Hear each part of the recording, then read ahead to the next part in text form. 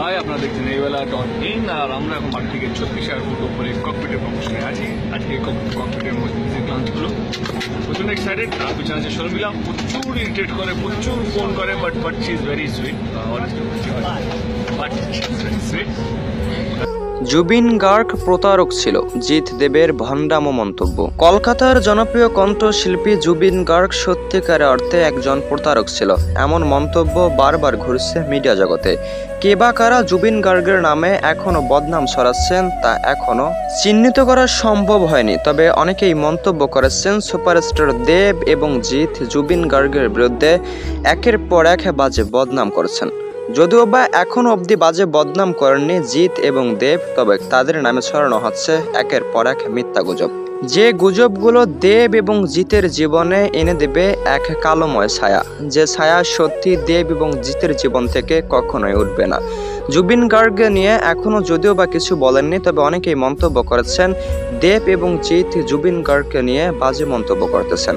জুবিন গার্গ চলে গিয়েছে, এতে অনেক শান্তি হয়েছে। বারবার জুবিন গার্গের জন্য বাধা হয়ে দাঁড়িয়েছিল প্রত্যেকটি মুভি। জুবিন গার্গ একজন প্রতারক ছিলেন, এমন মন্তব্য মোটেও সহ্য করতে পারছেন না কলকাতাবাসী। জুবিন গার্গের নামে বদনাম করলে তাকে ছাড় দিবেন না কলকাতাবাসী বলে মন্তব্য অনেকেরই।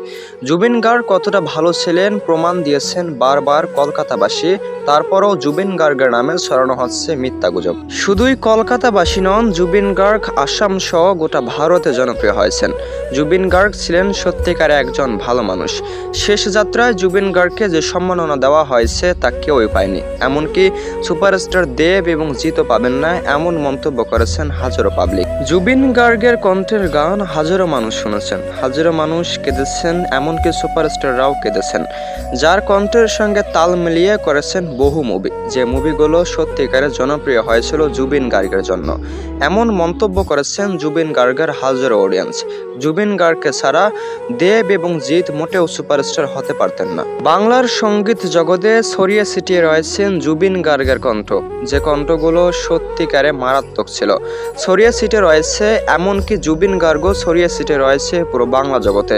যে কণ্ঠে গান গেয়েছেন সে কণ্ঠে সত্যি মধুময় ছিল, এমনকি জুবিন গার্গের আচরণে মুগ্ধ হয়েছেন পুরো কলকাতাবাসী।